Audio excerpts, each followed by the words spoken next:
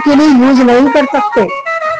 भीष्म के पास बहुत सारे वरदान थे, बहुत सारी शक्तियां थी, लेकिन एक पिता के सुख स्वार्थ के लिए उन्होंने ये प्रतिज्ञा की थी, अपने पिता को सुखी करने के लिए।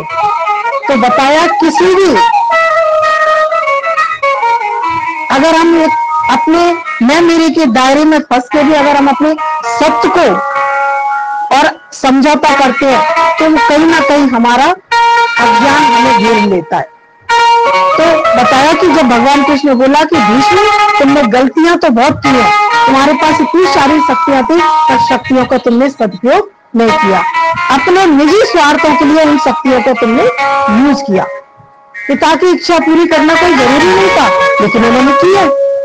कितनी बड़ी प्रतिज्ञा ले ली, मैं आजीवन कुंवारा रहूंगा, मैं शादी नहीं करूंगा, जब शादी नहीं करूंगा तो मेरे कोई संतान नहीं होगी, और संतान नहीं होगी तो वो राजा नहीं बनेगी।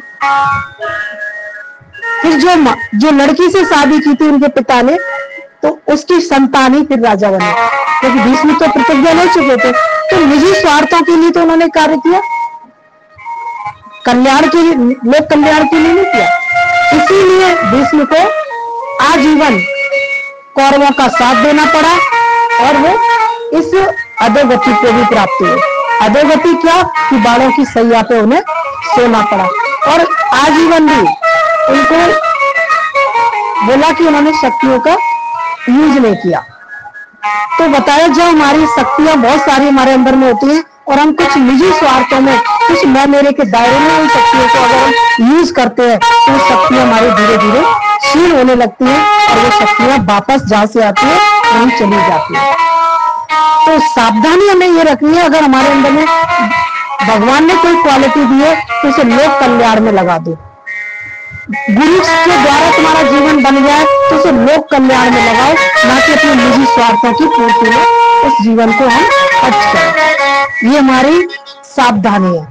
अगर हम, जैसे हमारे पास बहुत सुंदर घर है, तो इस घर को भगवान ने हमें क्यों दिया है? भगवान ने इसीलिए दिया है कि इस घर में आप इस घर को मंदिर बनाओ, धर्मशाला बनाओ, और उसमें मेरे भक्तों को बुला के सत्संग करो। लेकिन हम उस घर में केवल हद में रहेंगे तो वो परमात्मा वो शक्ति हमसे खत्म कर देगा, या उस घर में मंगल नहीं रहेगा, अमंगल क्या आएगा, अमंगल हो जाएगा। वहां ऐसी शक्तियां हावी हो जाएंगी जहां मायावी शक्तियां, जो तुम्हें भी शांत नहीं रहने देंगी और घर में भी। क्यों कहते हैं कि संतों के आने से शांति आ जाती है?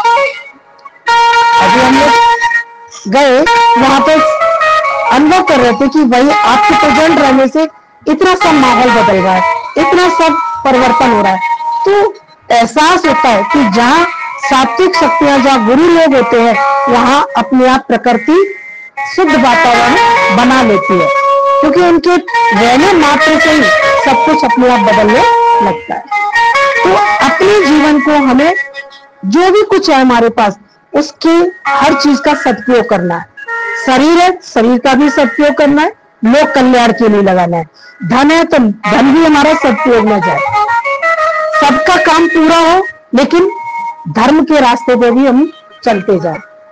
तो ये बैलेंस बिठाना हमें कब आएगा? जब हमारे जीवन में सत्संग का, ज्ञान का प्रकाश होगा। अभी इस कमरे में हम टकराए तो अंधेरे में टकराएंगे ना, और जब प्रकाश होगा तो टकराएंगे नहीं? टकराएंगे। तो जब भी हमारे जीवन में कोई अटकाव आता है, भटकाव आता है, तो समझ लेना कहीं ना कहीं तुम्हारे जीवन में अज्ञान छाया है।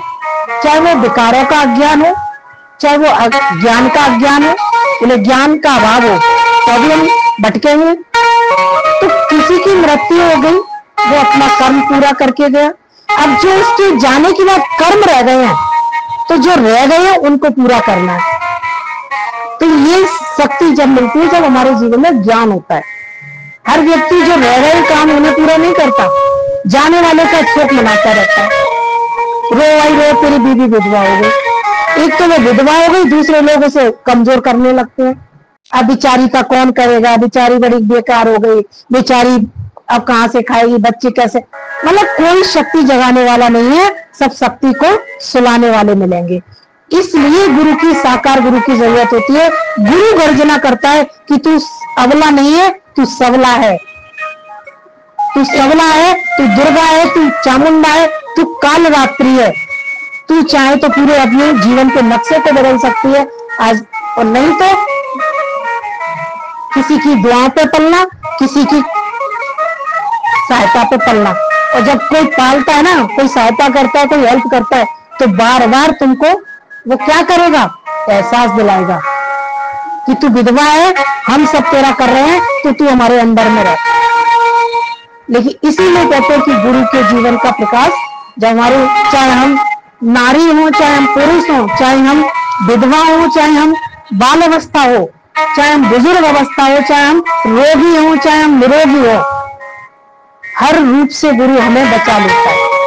रोगी व्यक्ति भी अगर गुरु की शरण ले लेता है तो उसका रोग भी धीरे धीरे छूमंतर होने लगता है। तो गुरु में बहुत बड़ी शक्तियां होती है। तभी बताया कि जीवन में कोई तुम्हारी शक्तियों को आह्वान नहीं करता।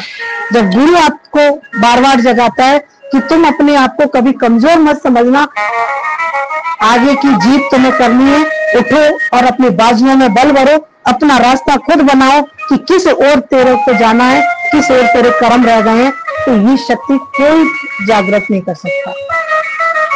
तो शुक्राने है कि आज हम लोगों को समय रहते अगर ऐसा दर मिल गया है, ऐसा गुरु मिला है, तो खुद भी कमजोर नहीं बने और जो कमजोर दिखाई देते हैं उन्हें भी गुरु से जोड़ते चले। बोले चोर कभी पुलिस का सामना नहीं करना चाहता। जो व्यक्ति ये कहता है ना हम बात नहीं करेंगे, हम बात नहीं कर रहे, समझ लेना वो चोर है, वो गुरु की शक्ति से अवगत नहीं है। लेकिन हमारा पूरा प्रयास होना चाहिए कि पुलिस क्या करती है, चोर को पकड़ते रहती है ना, ऐसे ही हमारा प्रयास रहना चाहिए उस व्यक्ति को गुरु तक जोड़ने का अभ्यास रहना चाहिए, गुरु की रोशनी में लाना है उसे। फिर गुरु का काम है कि उसे कैसे मोड़ेगा, कहां मोड़ेगा और कैसे। लेकिन हमारा पूरा यही कार्य है। हम ये नहीं कमजोर के साथ में कमजोर, हम भी वैसी बातों में बैठ जाए।